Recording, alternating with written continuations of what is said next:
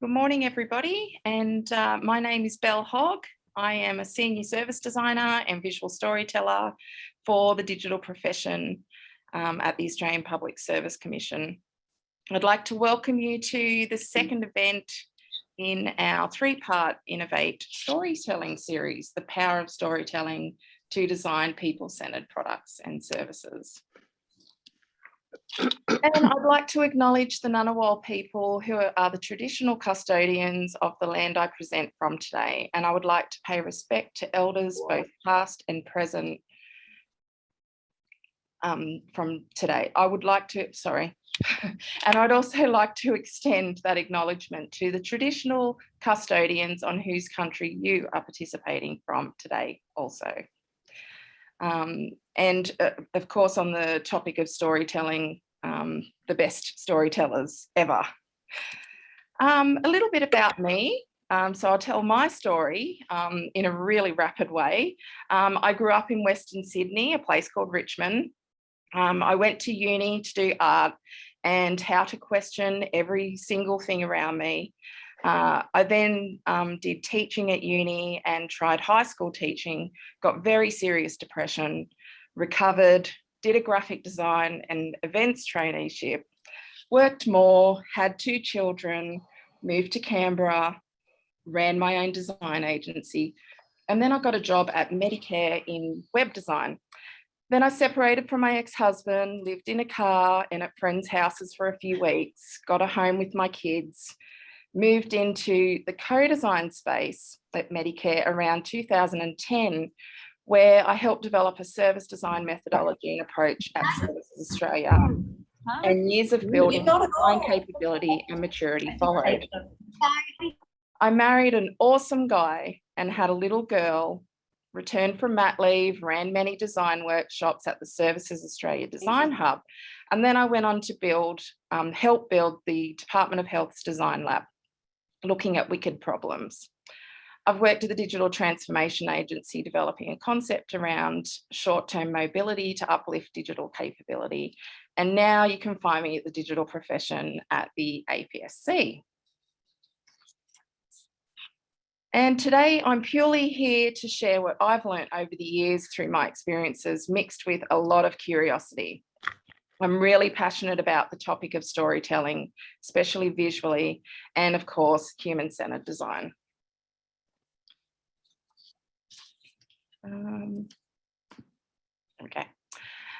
Stories, of course, are one of the most powerful connection tools that we have, but they aren't new. They go back a very long time, in fact. My grandma used to say to me, and I would also say as well that digital has opened up the world for us as far as story goes. We have been opened up to hear stories from everywhere, good and bad. And I wanted to start by showing you this awesome video that I happened to snap of my little girl and her best friend. I'm very grateful to her dad, to his dad for allowing me to show this, and I hope it works. Go to circle, go line down, and then just some legs. And there's no arms, okay? So he's gonna find his arms soon. So he went for a walk around the place to find his arms. He went for another walk. He still didn't find them. So then it started raining. I told you. Put dots around it. Okay, and then he found this cave. It was too dark. So then he found this other cave. It was darker. He went for another big walk. Then he found his arm. And he ate 2 sausages. This is how it turned out. And it turns out that it is a puppy. If you want to see more videos, next time it's going to be a bunny. Yeah. Bye.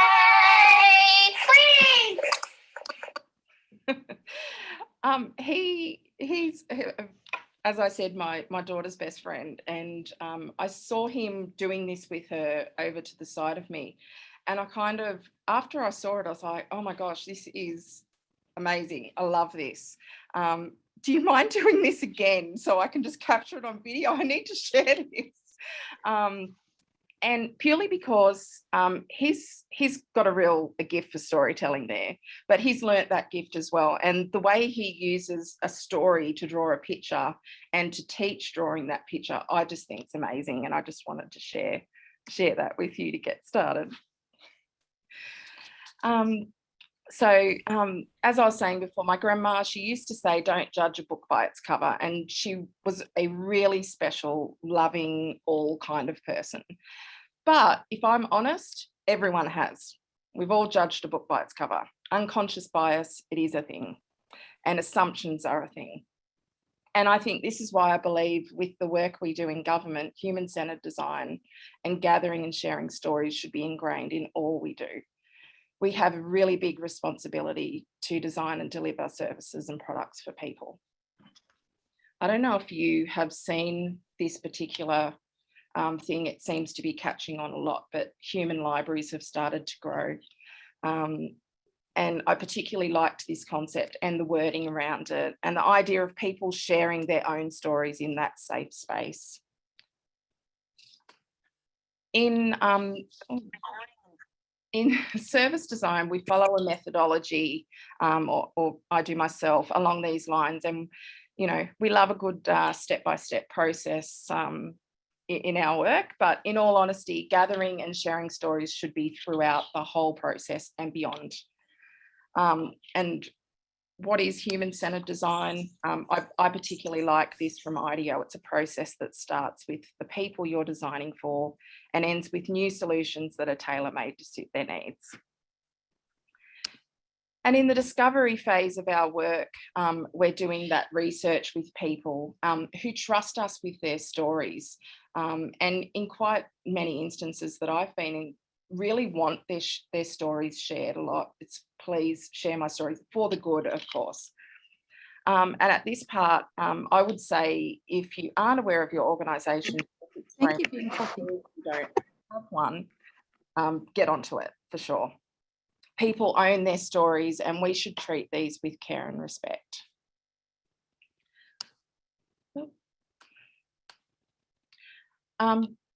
To design services for the people they are intended for, we must start with empathy, seeing, feeling, understanding that pain, also understanding the good things that are working well in order to do something about it, to push something.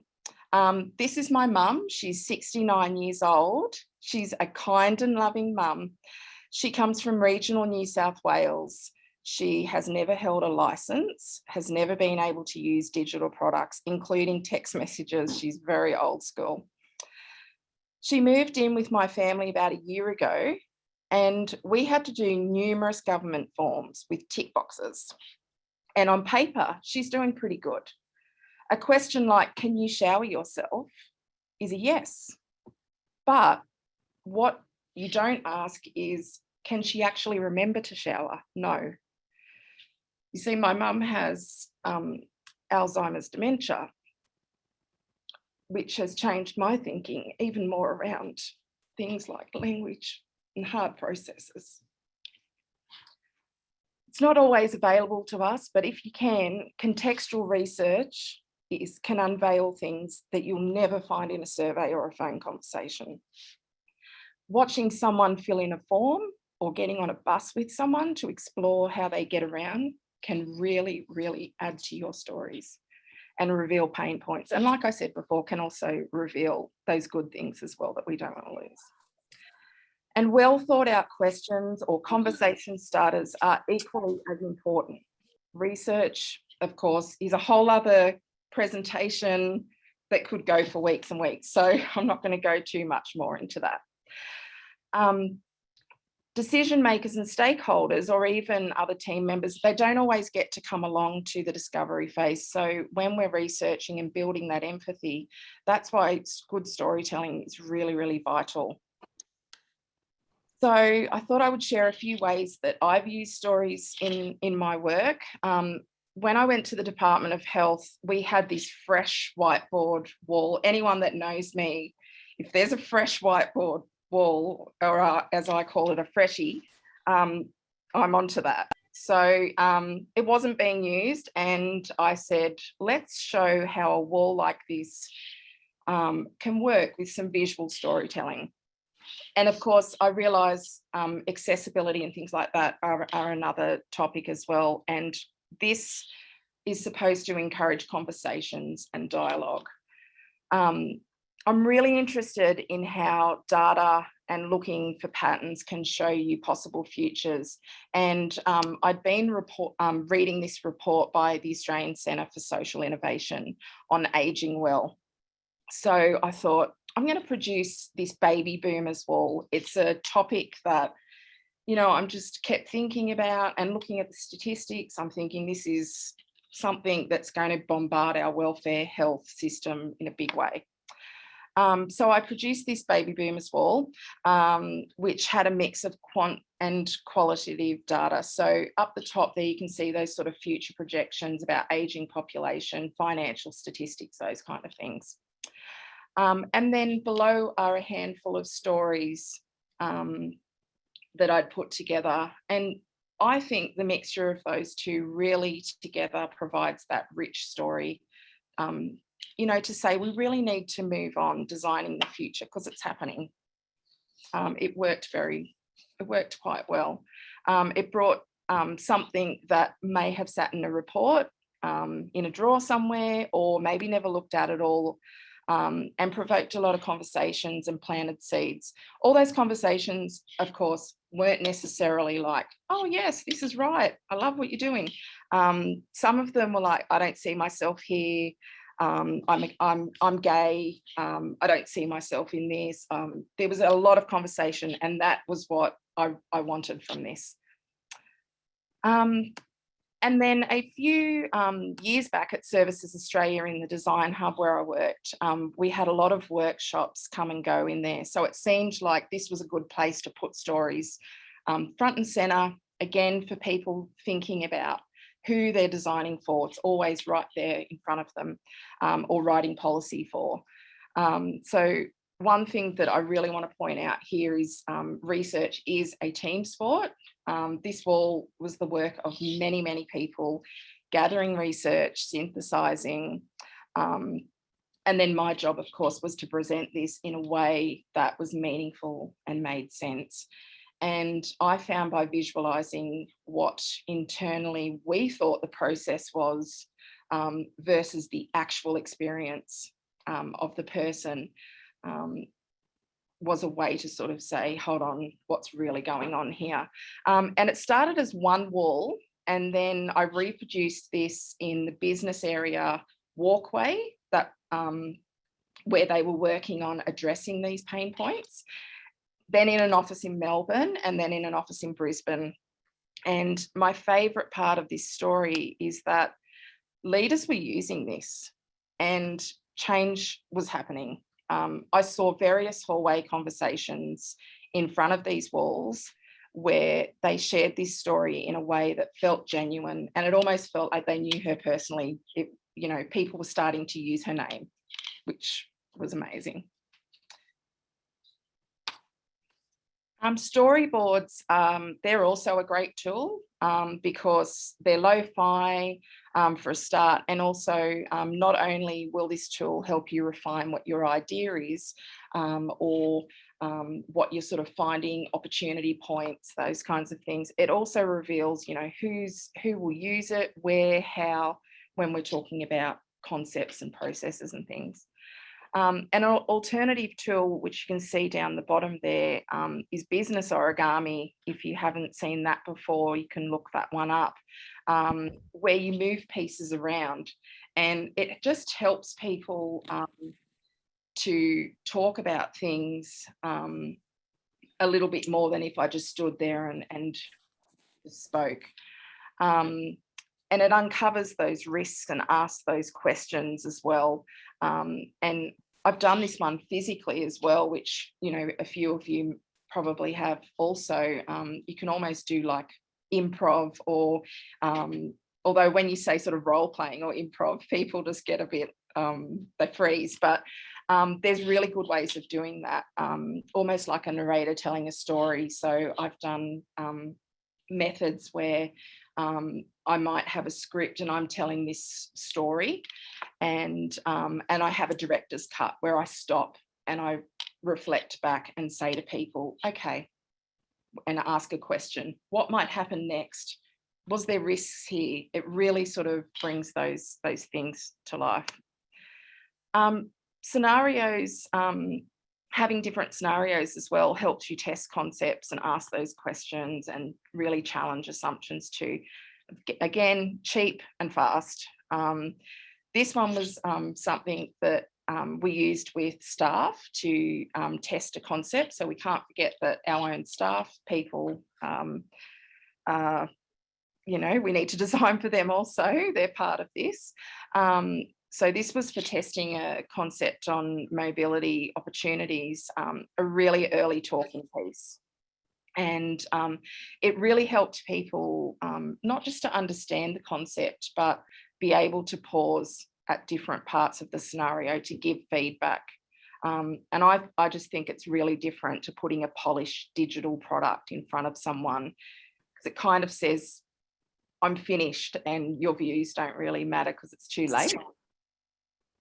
And then from that, it iterated and iterated until it turned into a video. And I won't play that video, it's about 5 minutes long, but it's just me putting my voice over the top of it and just having these drawings, just still drawings. And it's been quite incredible being able to use that storytelling method to just to help people make sense and have those moments of people going, oh, I get it.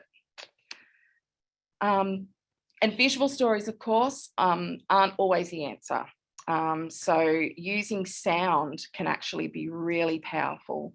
I was running a workshop on design, like redesigning the IT service desk, and that experience and the ticketing and those kinds of things. And I wanted to use an analogy that got people thinking differently, because sometimes we hear and we see things every day, and it's really hard to remove ourselves from what's in front of us and to think differently. So I thought, okay, IT desk, you know, I'm going to talk to a friend of mine. He is a nurse. He's been working in the hospital emergency department for 18 years. And I asked him, do you reckon I could ask you some questions? And you know, then you can approve, you know, this audio clip that I'm going to play. It was very unusual because people aren't necessarily used to sitting there and just hearing something coming from the speakers of people talking. So you had to sort of imagine and that type of thing. And I realised that's a really different context, but both of them have triages. They both have very clear processes and procedures. Yes, one is life-threatening, I realise that. And they both deal with people, you know, especially things like I asked him about why, you know, do people ever think, how come that person's going ahead of me? And I know at work we do that. We're like, how come their computer's getting fixed before me? So that was very powerful storytelling as well, to have these. And what I did with that was I would pause. So I would play a clip, pause and put it back to them in the IT world. And that seemed to work really, really well. And then I've used visual storytelling to celebrate success as well. So, and give back to our people. So this is just a small section of a wall that I did last year. And it was just to say, look at all the stuff that we did this year in a year that, let's face it, was pretty shit. And, you know, we did all this, we delivered this stuff whilst all that sort of ambiguity was going on at the same time. So I'm a big fan of making the invisible visible. So to finish off my presentation, you know, why is storytelling useful? It makes sense of that chaotic world that we live in. You know, it grows that knowledge, helps us understand. It actively engages others like your staff. So it's really good when I hear sort of leaders and you know, different even colleagues and things, and they might use a story. It's linked to what we're about to talk about, and I think, oh, it just helps me relate and sort of have that empathy to start off with. And it confirms or denies assumptions made about people, going back to that, you know, judging a book by its cover. It can allow you to share research, to build understanding, and personal stories can just make staff more effective and driven when, you know, they're intrinsically motivated, I believe. So that is my presentation for this morning. I hope you enjoyed that. And that's the first part of our event for today. How much time do we have? Do we have a bit of time for questions? Oh, sure. So if anybody has any questions, feel free to just raise your hand with the raise hand button. Take yourself off mute. I'm happy to take any questions, or if you have any experiences you've had yourself that might help others. No, I don't think I can see any questions there. Belle, hello. It's Vanessa here. I'm from the Department of Communities and Justice in New South Wales. Thanks so much. I love that. I was just interested to know about just working and doing some of this work with people with lived experience, and just your approach about that, or particularly trauma that might come up, like in our area of work. Yeah, I'm interested about that. Yes, actually, we're going to be talking about that in the panel in one sec. So it's very interesting that you have raised that one. Absolutely is a thing, and that is where the ethics, particularly the ethics framework there, is very important. Triggers, of course, are another thing. Yeah, hopefully we can answer that question in a sec, because it is a topic that we've got for the panel around sensitivities, cultural awareness, and those kinds of things. So hopefully Thank you. Wait for that. Rich?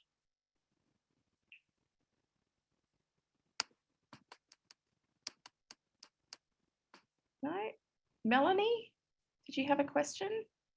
I do, Belle. Hello. Thank you so much. I joined the session on Monday as well with you, and I've really been enjoying it.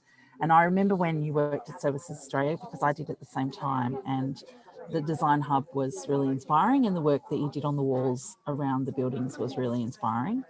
My question is a bit more logistical. How did you get permission to draw on the walls? Seek forgiveness later. Look, I guess organisation by organisation is going to vary on that. I am a little bit naughty when I do things like that, but I show the value. So I'm always thinking, why would you not use the wall?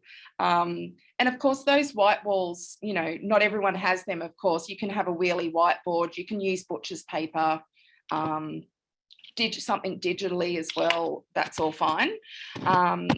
But the wall in the actual Design Hub to start with, of course, was something that was well supported. It wasn't my idea, that particular one. I didn't say, oh, I'm going to make this wall. And I think even my old boss Damien might even be on the call somewhere there, but great leaders like that make things happen and encourage this kind of thing. So if you do have a white wall and it's been empty for a while, I would suggest just go and put some stuff on it and see what happens. You can always rub it off. Thanks, Belle. No worries. Carolyn. Yeah, wow, loving your presentation. Super relevant. Do you have any tips on like your methodology? Because love the idea of going straight to wall, but at the moment, so much is happening like on digital, like remote research. How would you tackle that then? Like if you're watching research from, say, your device, but you want to be able to story tell in this time, any tips on your approach?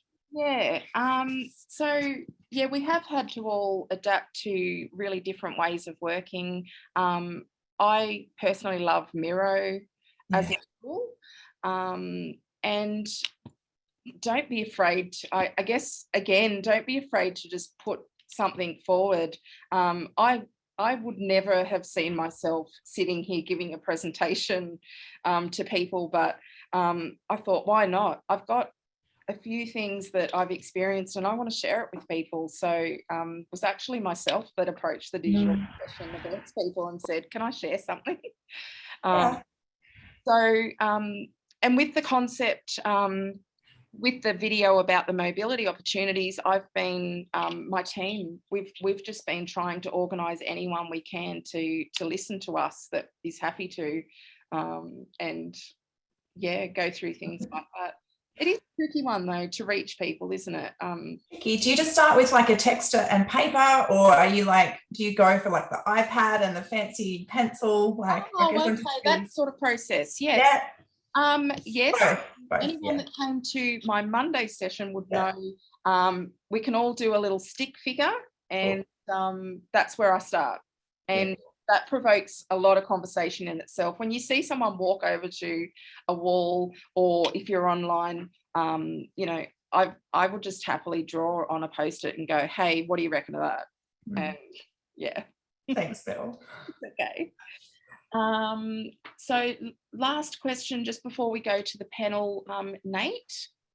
Yeah, hi. I just want to say I want to get started storytelling right now after your presentation.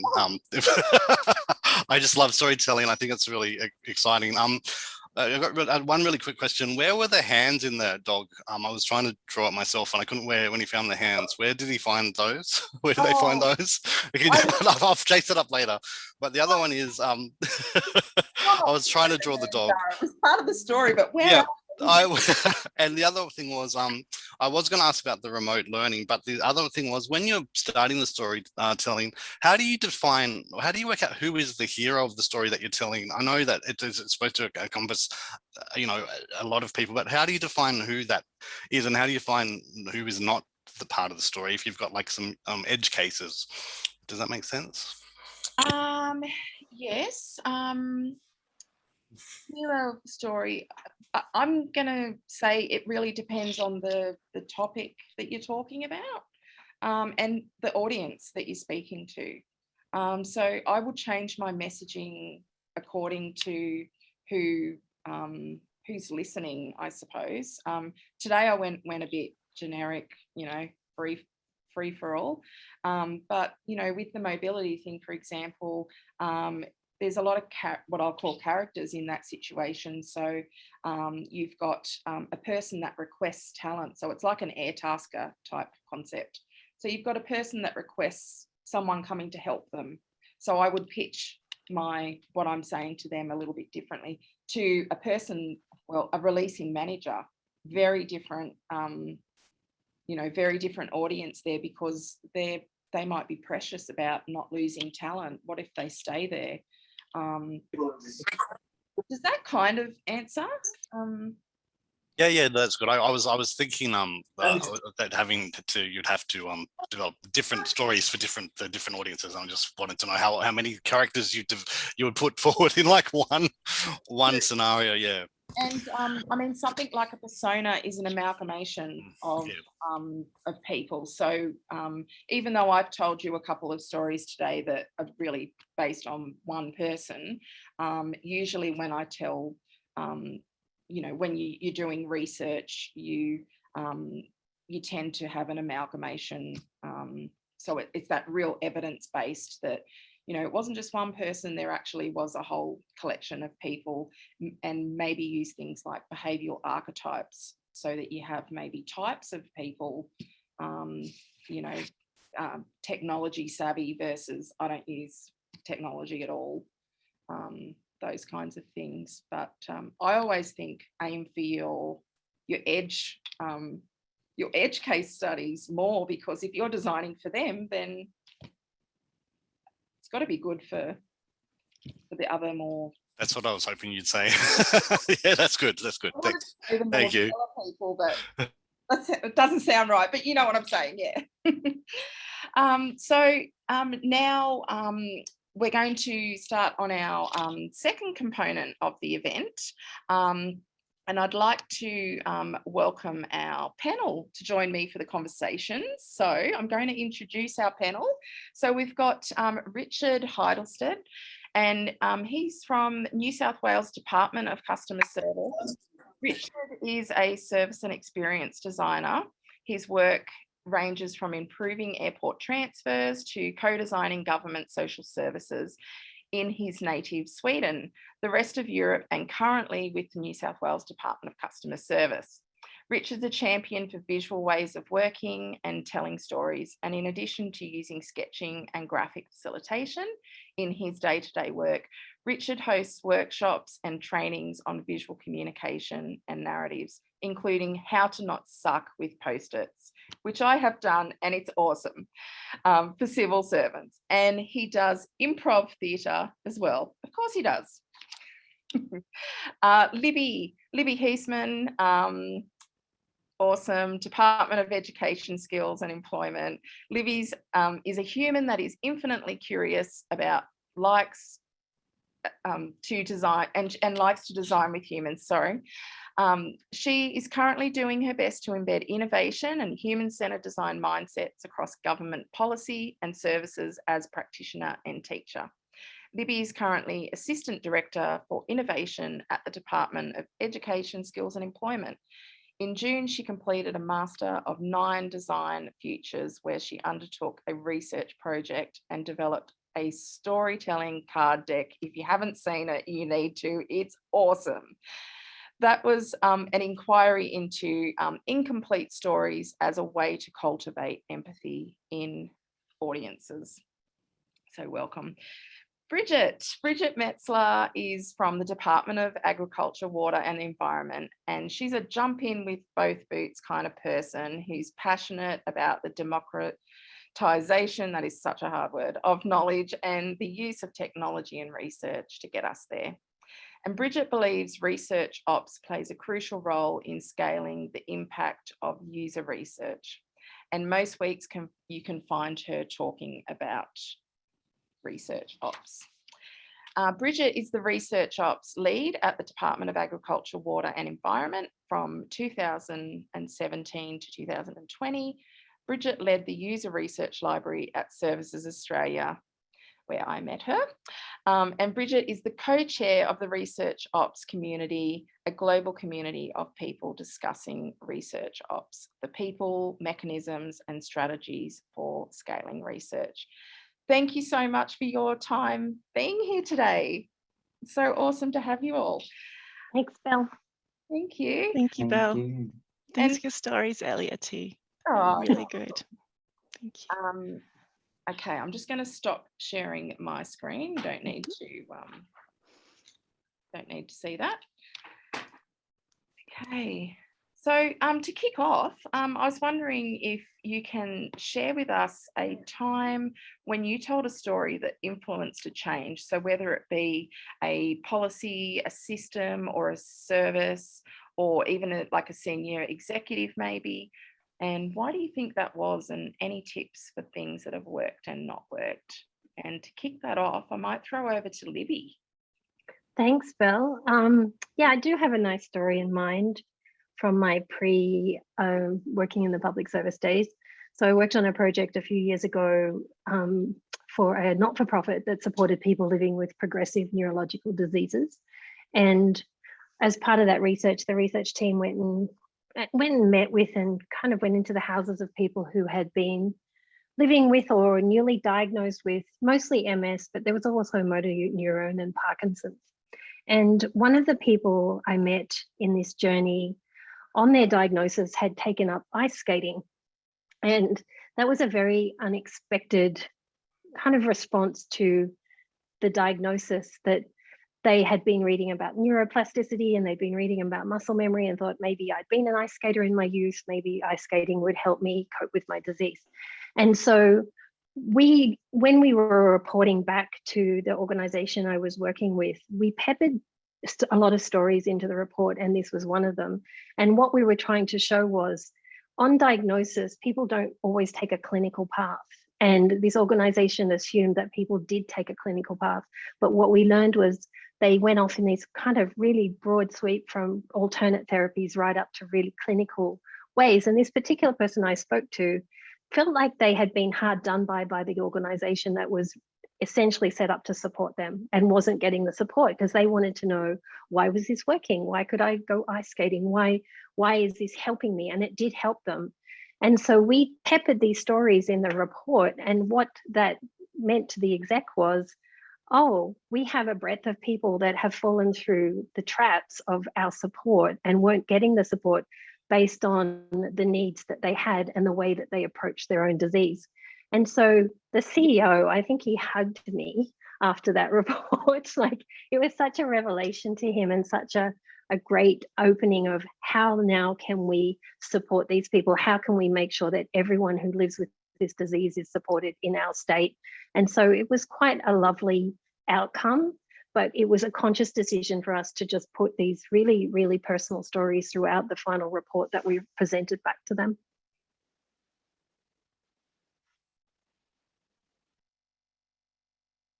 Oh, mine would be a story perhaps similar of also pitching research and pitching insights up the public sector corporate ladder, where I was involved in doing research with carers for people living with disability, particularly on their experiences of moving house and moving accommodation. And we ended up seeing quite a strong theme in those stories that there would be an announcement that you had an opportunity to shift into a different kind of housing, but then as the houses get built, as houses don't get built, as policies change, there is a very long period, sometimes many years, where you basically hear nothing. So we put all those together and do tell me if this works, like into a very simple journey sort of map graph like this. And this was well received from a technical perspective. Yes, you can see where they're happy, you can see where they're not unhappy, but where it really took off was when we went back and looked for the words that people had used about these different stages of the process and the different experiences along the way. And again, because we had lost a lot of that richness in compiling and sort of adding up all the stories. So what we did was we took a little bit of creative freedom with that and named a few of the particular areas of this graph, in particular the dip during all these years of uncertainty, which became known as the 4 years in the Valley of Uncertainty. And that became a label and a name and like something to capture the story that really traveled very well through the organization and became in itself a carrier of the message and really sparked some good changes along in the long run. That's amazing. The Valley of Uncertainty. Yeah, I love that. Wow. Has there ever been a time where, you know, Libby, you were talking about the executive took this on really well. Has there ever been a time where they've dismissed? I don't know if we can talk. Oh, yes. This is the story that broke me, and also the story that got me into basically my entire master's exegesis was because of this story of a beautiful piece of work that I did for a Australian university that I will not name. And it was just, you know, from a design perspective, it was such a beautiful project. Like, we just talked with the breadth of a university life and organism. And somewhere between the wireframes and the final design, things just started to disappear. So all those beautiful decisions we'd made that were evidence-based, it turned into a brochure. It was just a brochure that did nothing. And I was heartbroken for like 3 months after that. Like, what did I do wrong? I took it so personally. And I think it was just, I still don't know. I don't know. But that was the catalyst for maybe if I'd used more story, maybe if I'd built a wall, maybe if I'd somehow brought them on the journey. Whereas I thought they're academics, surely they're just going to honour the research. No. So yes, no, threw it out, pretty much threw it out. Wow. Can Yeah. I add a little point there to yours, Libby? You know, like I feel a little bit like an imposter here because I'm not, I don't identify so much as a storyteller, rather, I guess, as a kind of a midwife for other people's stories.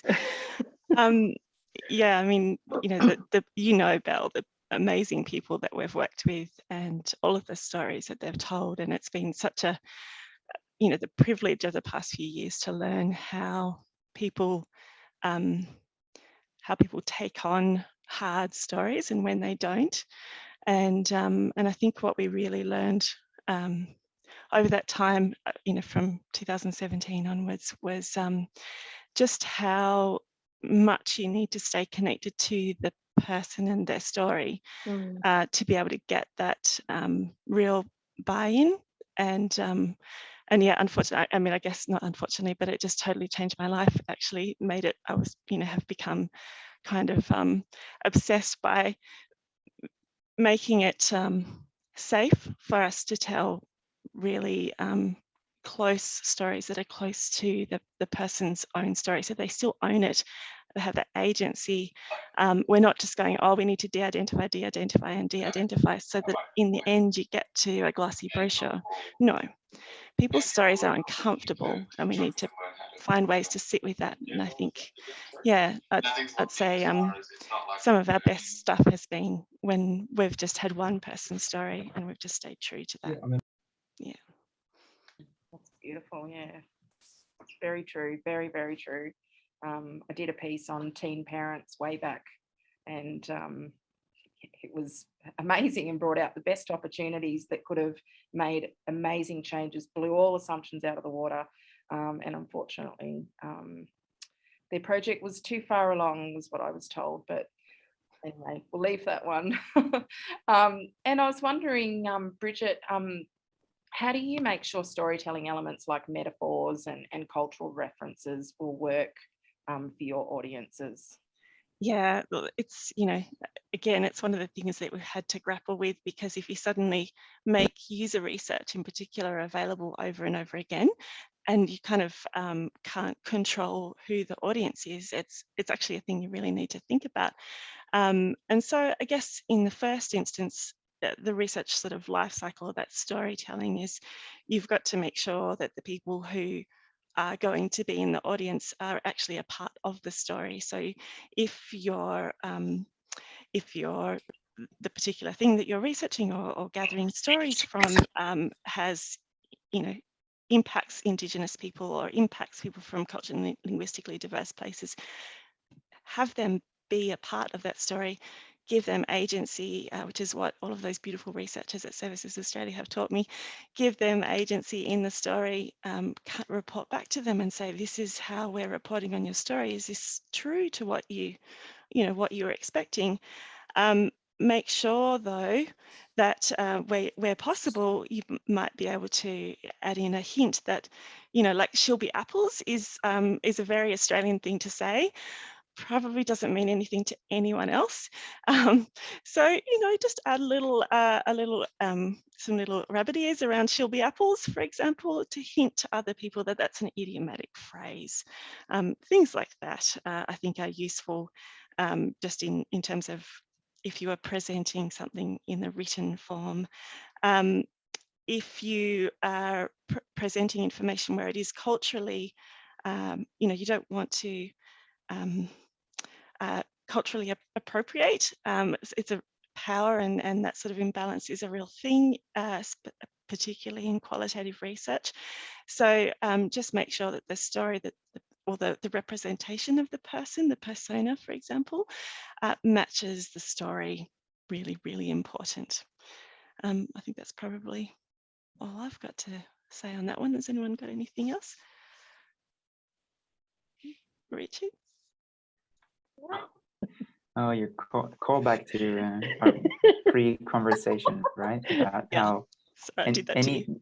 Like, no, I love it. It's a well-known mechanism of story, right? To just to do the referral back to something and bring in a little bit of repetition, which is a very powerful narrative element, right? So, and that's something that actually works universally, like no matter which culture we look at, like the fundamentals of storytelling, if we really take it back to folk tales and all these kind of things, there are patterns that work universally for us. We like to hear things again. Like if there was a big wolf and then there is suddenly a big bear and then there is a big lion, like that captures us because it's, oh, what's going to be next? Is there going to be a big dragon or what's happening, right? So there are some, I think it's interesting when we consider what works universally and what might be like tied into a particular culture or a particular context, the mechanisms, like the underlying sort of, mechanisms of the story, I would say, are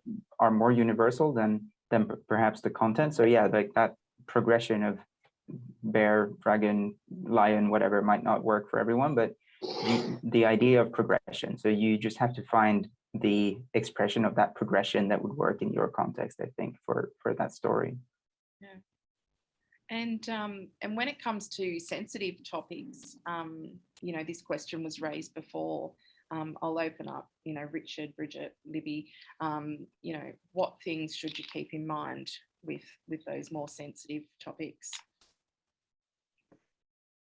So do you mean in your research, Belle? So when you're, is this the do no harm or?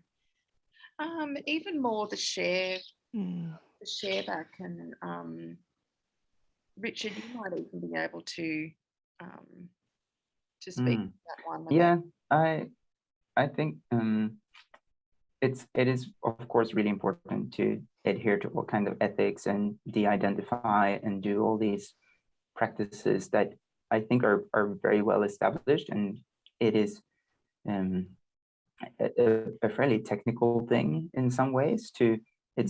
And that's something that it's taken me a long time to actually learn and realize, which I'm happy to share, in the hope that it can help someone, is that there is that technical approach to trust, which is all about setting up your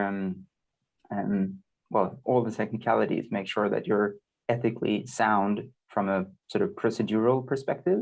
But the experience that brought this home for me was doing research and recruiting research participants from the context of Alcoholics Anonymous.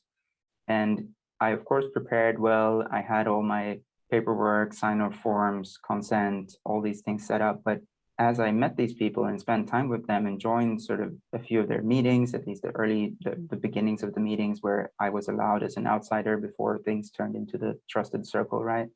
I also realized that trust is a function of those procedures and making sure people are okay with that. But even more so, trust for someone to share a traumatic or very difficult story is more about actually that person, because they can handle their own story. Like people rarely break down from sharing their own stories. Like they would be probably more concerned about me breaking down. So what I took away from that was making sure that I build trust by showing that I can handle the dark side of human experience. And that's a much more nebulous kind of human to human side of trust. Be like, you can tell me this because I'm not going to go, oh my God, that's so sad, that makes me so depressed, that must have been horrible for you. But rather I will sit with that person's story and honor it and sort of, take it for what it is and just be there with them in that story in some way. I know it sounds a little bit wishy-washy, but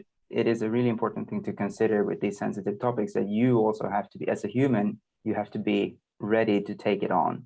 And your consent form is not going to help you with that. It's different practices that help you with that. It's being grounded, it's being present, it's the deep listening, it's all the sort of, making sure you've slept well, making sure you set that interview up to happen in a context where you can be fully present and focused. I think I'd love to add a few points there, if that's okay. Some of the experiences that I had over the past few years, working with a number of beautiful researchers, Indigenous researchers, for example, and actually kind of managing a library of stories also means things like being really careful not to not to break cultural sensitivities and to find processes and mechanisms around that. You know, making sure that a person's not going to open a piece of research or a story before, you know, without knowing what's going to be in there. So I think some simple things like actually what you name your document, just assuming most people don't have libraries and are just going to be trawling through, you know, folders or what have you, what you name a document, maybe putting a content warning in the actual like the document name is useful. Also, you know, you've got the whole research process involves people. So you've got the people who are actually telling their story, and the most important thing you can do there, I've certainly learned in my PhD research, is just to give that ownership and allow that story to be told as much as they want to tell that story. One of the things we often do in government is ask people to tell a story over and over again. And so I've got a bit of some thoughts on how we build human libraries, maybe so that people don't have to tell their story over and over again, particularly in government, where we are asking a lot of the very small communities to repeat their stories. I think we need to think about the ethics of how we re-traumatize people by asking them to tell their stories to different departments. I think as well, you know, simple things like, have you got people who've passed away in a picture? What should we do about that? And actually reviewing that. So I think I completely agree with you, Richard. It's a very technical thing, actually, like putting in place reviews. And although, you know, I'm obviously a very technical person, so I'm always going to approach it that way. But yeah, also just, you know, thinking about tone. And then for the researchers themselves, you know, having opportunities to do debriefing sessions and just actually building that in as an expectation. Researchers should never be alone in a process and should always have that agency and ability to step out of a thing. You know, I think as leaders, you have to be able to set that tone in the research plan. For example, if you're in a session that is hurting you, you should be able to stop without any ramification for your job or your profession or any of those things. So I think that's critical. Would be a leadership failure if we didn't do that. Anything else? I think sometimes though you can be blindsided, Richard, even with your best intentions of I'm going to sit with this person and hear their story. I have been in the situation where what I was interviewing someone for was not actually what we ended up talking about, and what they talked about was very tough for them and for me. And so they're in tears, I'm in tears. And that was probably more not asking the right questions of the organization that we were doing the work for, or the organization assuming that we understood something that existed that didn't. So I think sometimes you can be blindsided even with your best laid plans when you're in that moment, and it's quite hard to sit because it does really just knock you sideways. Having the right questions, well, always. Having the right context, yes. Having the ability to deep dive more into those has its place as well. But yeah, certainly the right questions. There's a difference between how's life for you, between that and how's your Centrelink services going? Yeah, yeah. Not picking on Centrelink, by the way, I've just plucked that.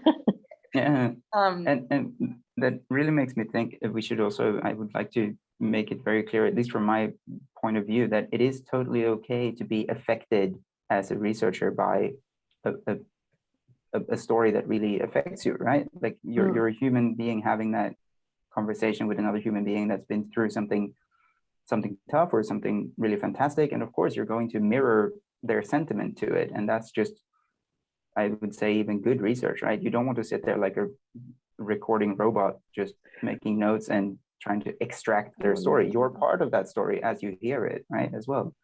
Yeah definitely. Now, at this point, I have more questions to ask, of course, but I'm very happy for if anyone wants to raise hand and get questions from people watching. We would absolutely love that also. In the meantime, I guess in the case of storytelling not being used before, like how many people on the panel have overcome that kind of resistance or apathy, skepticism from, you know, maybe teammates or managers? Richard, do you? Yeah. I think I would like to come at it from the perspective of, you know, sneaking in a bit of a culture of storytelling. So there is I think a very like underestimated element of just making your everyday work a little bit more story driven. So that's where I would actually start, taking examples such as, you know, are we doing a retro, or are we going on a treasure hunt for golden insights from our past work? And just framing the way you frame things in your everyday work with teammates, it is really powerful for story as well, you know. And you might want to take a more, you know, serious note on that, not make it a treasure hunt metaphor. You could say, well, we're here today to celebrate and honor all the effort we've put in over the past 3 months and examine what we can learn from that.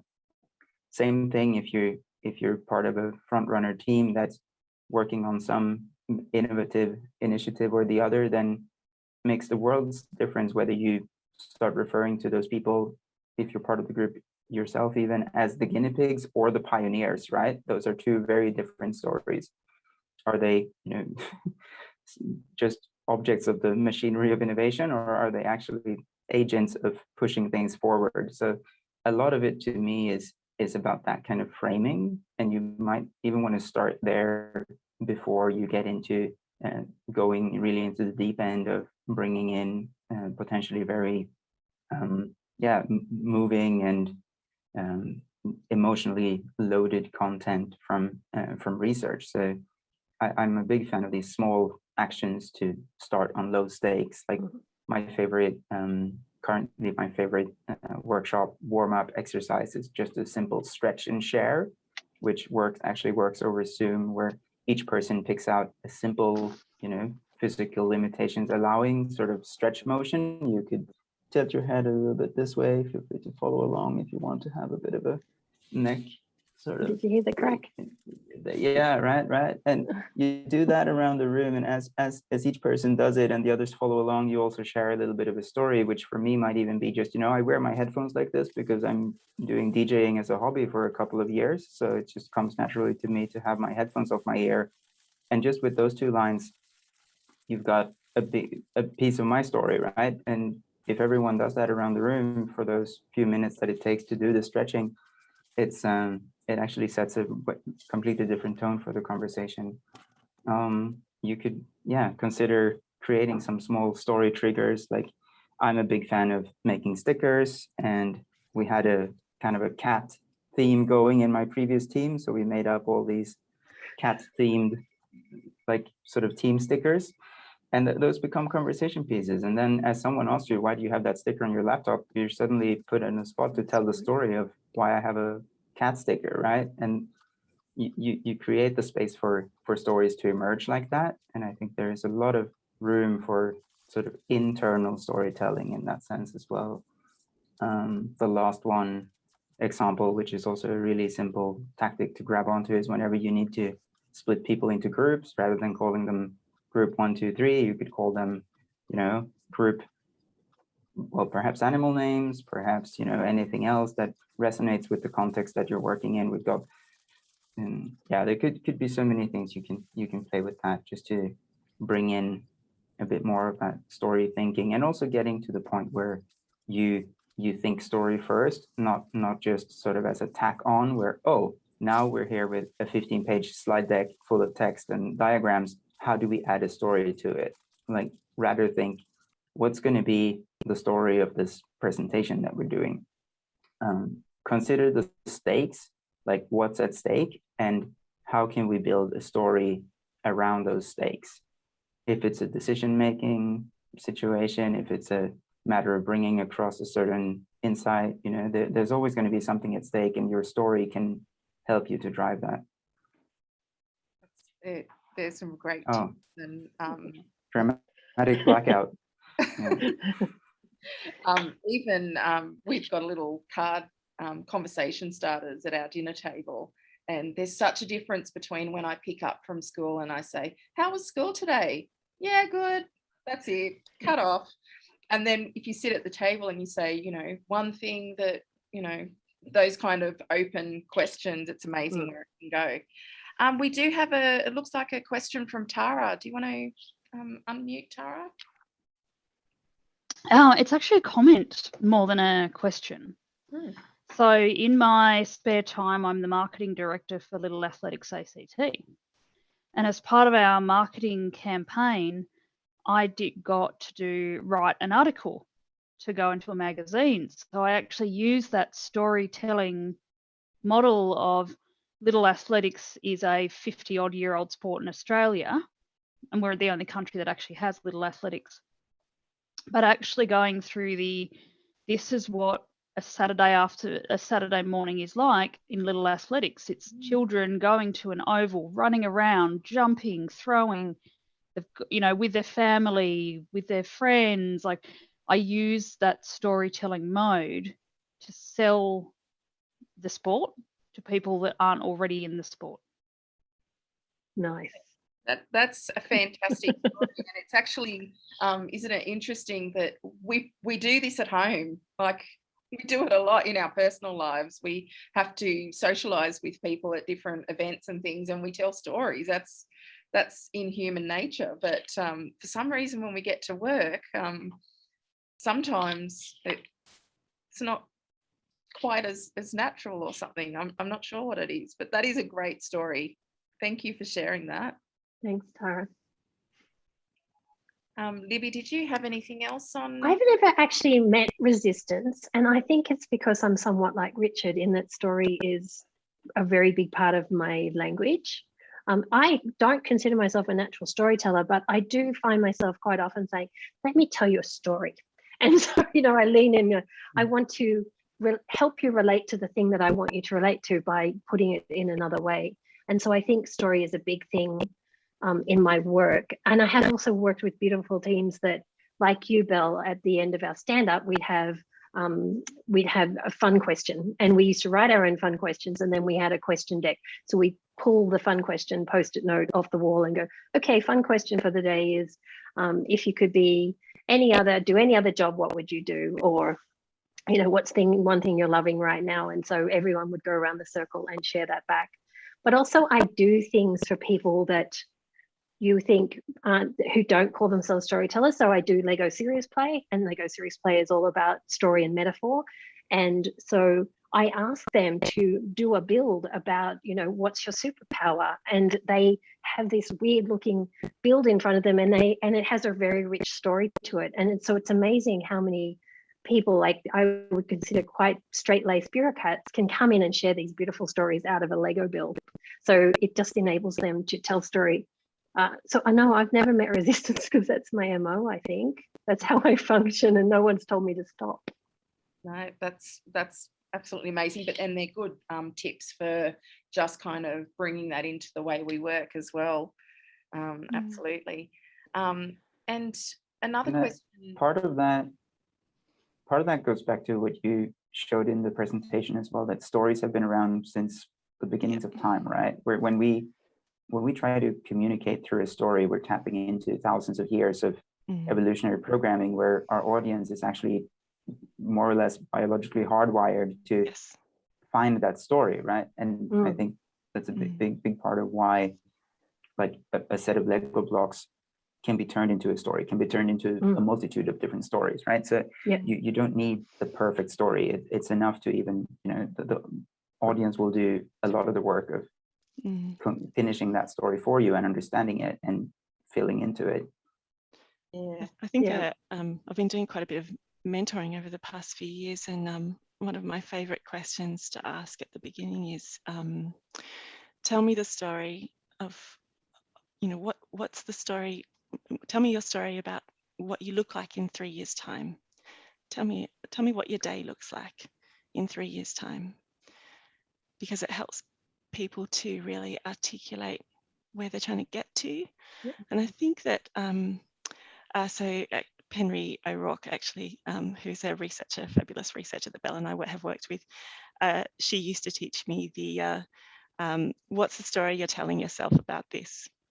So I think if you build that into your day, when you're thinking about the things that you're doing and even your stand-up, what's the story you're telling yourself about what you're going to get done today? It's much better than 5 dot points. Yeah, I think I've heard Brene, I think it was Brene Brown even spoke something about that, where she used this story of her and her husband having a fight. And oh yes, yeah, and she held it against him for days anyway, is the crux of the story. But she ended up that she had to say, the story that I was hearing from you was blah. And he was like, that wasn't the story at all. But just by saying the words, the story I was trying to tell. Yeah. I was going to say too, advertising, of course, uses stories to persuade us to do things. Perfect example, I'm loving the Airbnb ads. That Thank God I'm a Country Boy song comes on, it's so loud. And there's nothing else but that song and this kid like running around in the country. And I'm like, oh my God, me and my kids need to go to the country. We've got a question from Natalia. Yeah, thank you. It's not really a question, more than a comment. And it's about the differences and cultural background.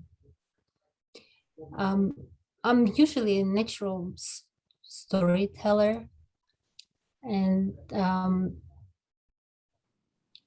I feel at times that that there's a wall, and when I'm telling my story, no one really resonates with that, and I learn to adjust my metaphors and examples to so that people around me could relate. Especially, I'm very careful when I'm doing presentation for engineers in Australia, and I come from Russia, and with non-engineering background. So I have to be very, very careful in how, what stories do I bring with me. Yeah, it's also the resistance can be silent. It can be, and it is often silent when it comes to stories. It just, people don't switch on, no matter how hard you try. And it's just that silence that makes it different and difficult to tell the story. And then you kind of die like a flower without a water. That's a beautiful metaphor. It is. Thank you. And I know you, Natalia, and I know you're a very good storyteller. Thank you. Maybe raises a question in me about how do we support people around us in our job? Like if I'm in a meeting with you, Natalia, and I hear that silence and I feel it, what could I do to give you space to re-blossom? I wonder, something I might need to ponder on. Has anyone got any? I think sometimes it comes down to your context. So you have this rich background and culture, Natalia, and by no means the same experience, but I went to high school and I lived and worked in Japan. And so when I come back and tell Japanese stories, well, no one else in the room has lived in Japan. So sometimes I have to set it up, and you have to understand that, in Japanese culture, it's like this. So maybe even sharing some of your rich culture can give people the platform or the base from which to share your story or feel your story. I don't know if that works, but I know I do that a lot because I know that most of my audience have not lived in Japan in the same way that I have. So I need to I need to fill in the blanks a little bit to help them understand the story I'm telling and why that is different in an Australian context. I think it also matters the culture of the organization. If it's highly hierarchical, then yeah, there's much less space for stories. Yeah, unless you're the exception, not the norm, which sometimes I am in my work. So, and that's okay. I'm always. Had a similar experience in early career. The girl from Western Sydney that talked a bit like a bogan, and what would she know? Those kind of things. I have had experiences. I guess I've leant back on drawing and gone, well, you know, like, and then universal. For some reason, I don't know, for me, people pay attention when I draw things. I don't know if it's a different medium that I'm throwing in, and it just kind of adds to it. I think if a story is told in a context where it struggles to gain traction, let's say, you know, in an organization that is not used to hearing firsthand accounts of research, you, as someone who notices that, can also help by acting as a translator of that story and figuring out, all right, this is too much for us right now, but what can we take from the story? How can we translate it into perhaps our engineering context? Is there an analogy that we can take from our work as engineers that would reflect the struggle of our poor user? Like when we spend 5 days trying to find a bug in our code, is that similar to the user trying to find the information they're looking for on the website and giving up and having to go ask their friend, you know, and feeling the same kind of powerlessness as we might feel when we can't figure out what's wrong with the code? So being able to be that person who can also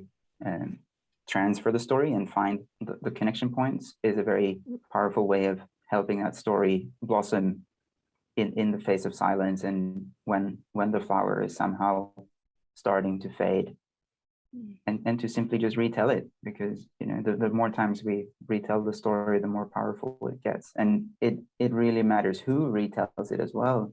So if you can get someone who has a lot of authority, a lot of credit, a lot of like basically power in the organization, then, you know, get them to pick up on that story, make it comfortable for them to share it, and then it can multiply from there as well. Yeah. Thank you for sharing, Natalia, and I've written your name down. I'd love to continue more discussion about this, absolutely. Thank you. Got a question from Christine. Hey everyone, just want to say big shout out to say thanks for sharing your stories. It's been amazing. I'm completely hooked. But I wanted to just touch on something you said earlier, Belle, about human libraries. I had the privilege of being a human book a couple of years ago. Yeah, it was an incredible experience. But one of my big takeaways was the fact that the walls just came down because you gave them a safe space to carefully listen to your story, and then you gave them permission to ask whatever question that they were curious about, or, you know, if there was a chord that you struck with them, it started a whole new conversation, and it went on, and we had 15-minute time slots, and it just wasn't enough time most of the time to really take full advantage.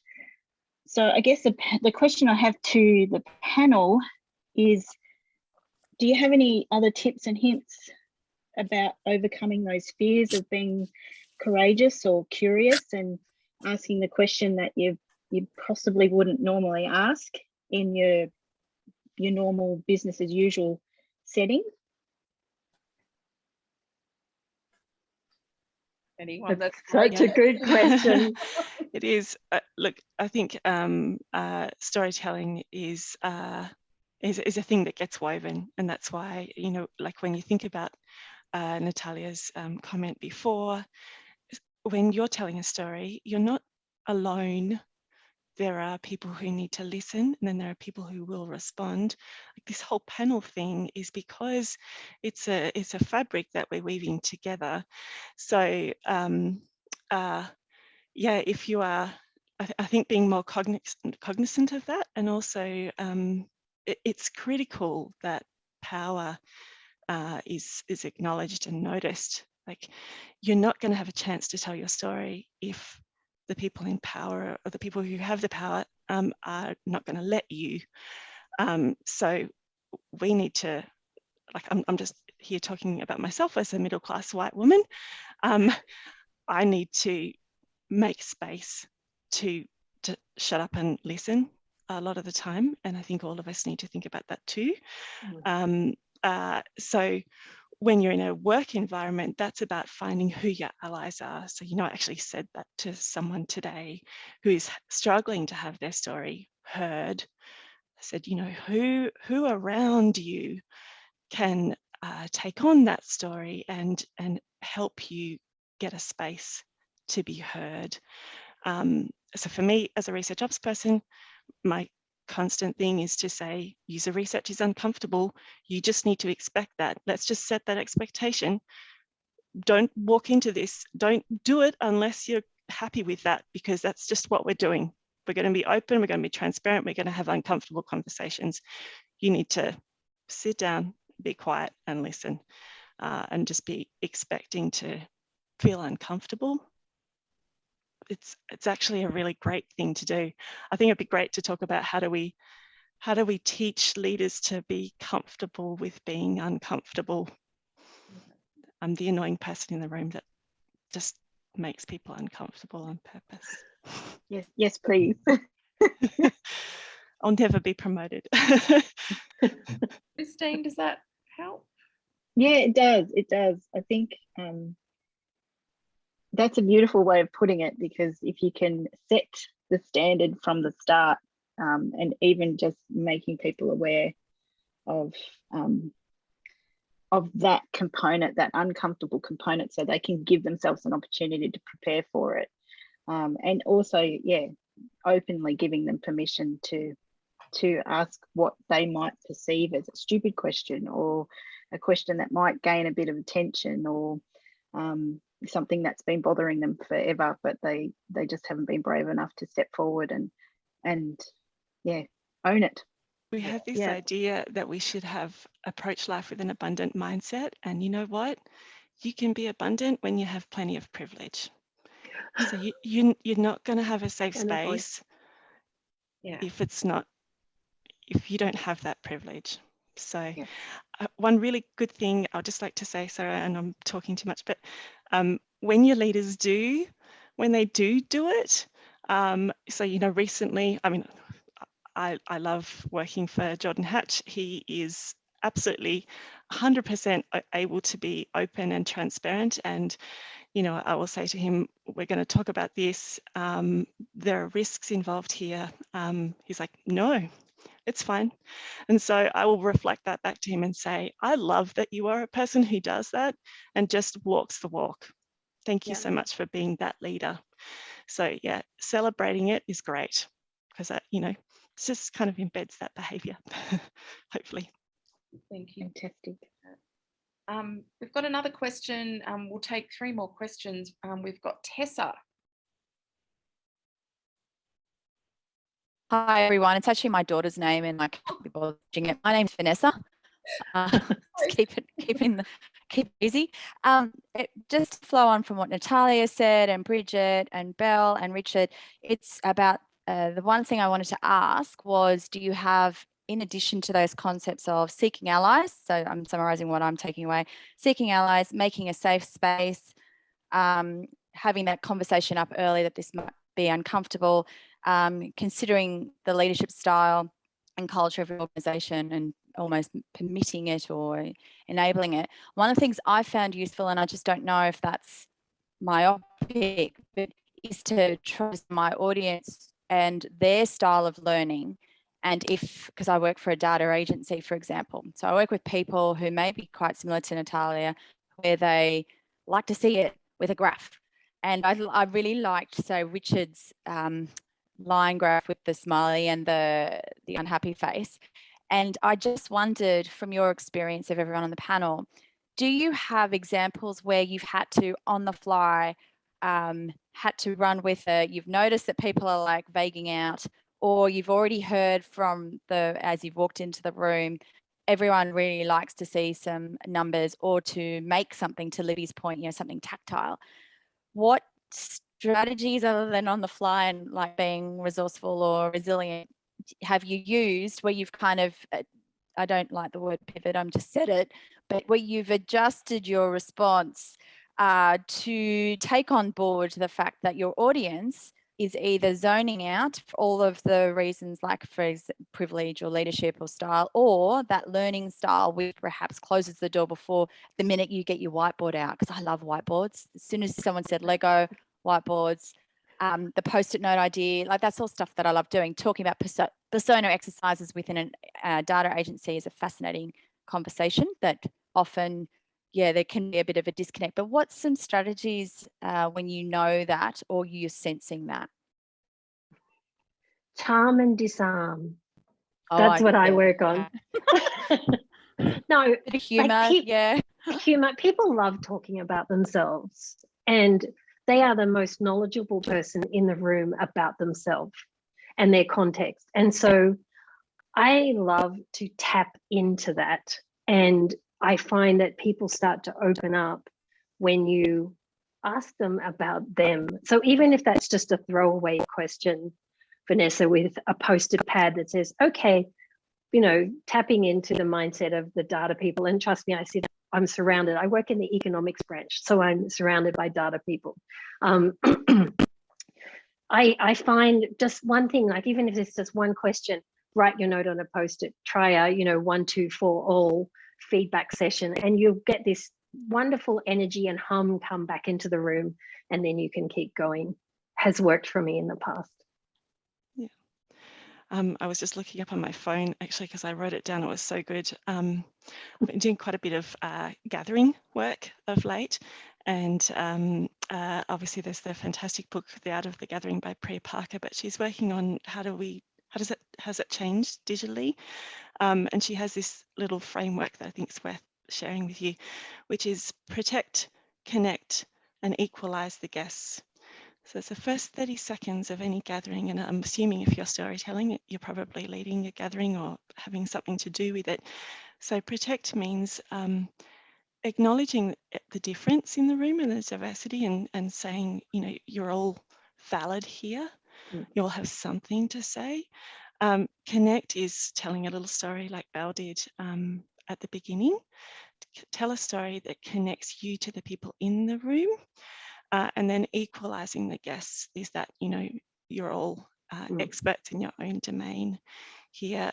So that sets the tone so that people won't turn off as much, because you've given them the authority to make that space part of, to make themselves part of the whole space, not just sitting listening to you. Does that make sense? That's beautiful, Bridget. I'm going to look that up. Thank you very much, Bridget. It's the On Being podcast with, and she did a podcast with Krista Tippett, the On Being, and it was just recently. So yeah, I had to stop and write it down. And we've got a question from Lynn. Hello. Hi.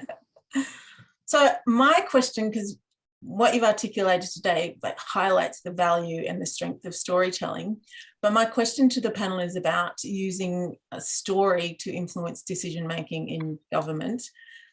Given that when we put packs together for our executives, they're in PowerPoint, we have to do dot points. So the impact of the original story, the storyteller is not there. So it then, and again, with each level of hierarchy that we have to make it go through, it's almost like Chinese whispers. That impact is dumbed down and dumbed down. So how do we negate that so we can use story of the original story to impact decision-making in a meaningful way.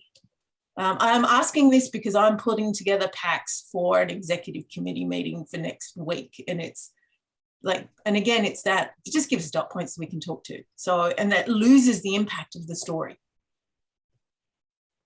I recently threw a QR code into the very first paragraph of a brief, and the QR code took them to a drawing video on YouTube. So you can That's brilliant. Perfect. Perfect. Curious by a QR code. Yeah, sorry.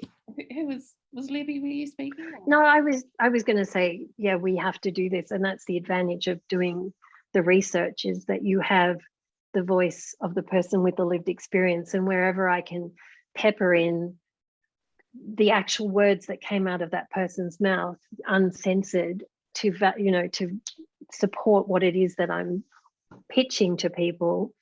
Well, you just can't argue with that. That's why I say capture what people say. You can't mess with that. I mean, I know there's an element of bias in there because I've chosen that very quote to be impactful and to support my stance.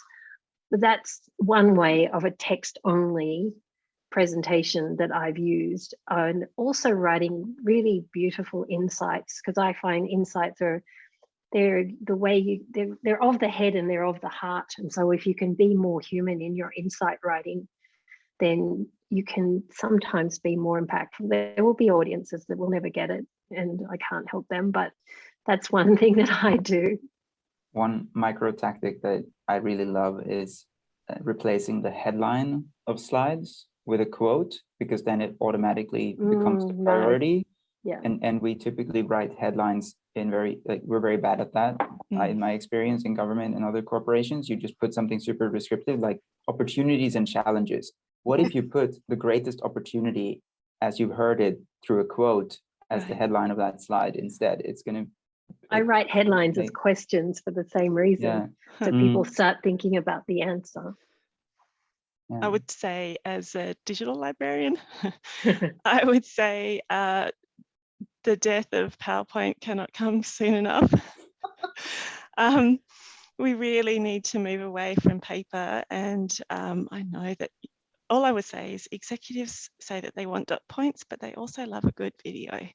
So if you can have a digital PowerPoint where you've got a even 30-second video in that's exactly what I would have done, Belle. Perfect. I just love what you did. So good. But yes, if you very good visual artist, so you can try that in the QR code. Yeah. I'm doing the QR code, definitely. Yeah. Stealing that one. Execs love their phones. Yeah. Got 2 minutes left. So Maddie, if you want to ask that last question, that would be wonderful. Yes, please. So I guess 2 minutes kind of feeds into my question is, sometimes you've only got a short amount of time to tell a story, but you still want to be impactful. Are there any tips on how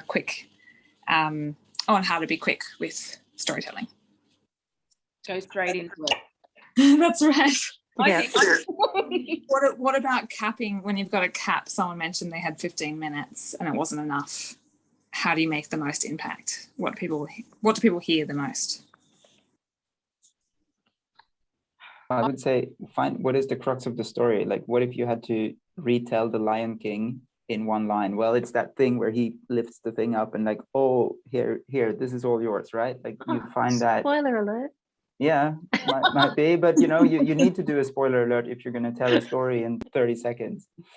I think if you look up logline is if I had to summarize my work, or in the case of a movie, how would I tell that in one paragraph to make that real punchy impact? Okay, great. Thank you. Logline. And you might find an artifact that represents the story. Like I just need to show you this and say no more. Like, the story is right there. Okay, great. Thank you. Yeah, I don't have anything. I think too many words is my problem. I think loglines is good. I've just Googled it. Thank you. Okay, well, that sort of comes to the end of today. We're at 11 o'clock already, and it went so quick, or did for me. I really enjoyed this conversation, and I'm so glad that you could all join us today. So thanks again, and please, if you haven't joined the digital profession, please do, because we have a members community on there where there's lots and lots of people that can chat to each other, and it helps you can make those connections with everyone around government, including state government. So thank you so much for today, and appreciate your time, and hopefully some of you will see you again on Monday.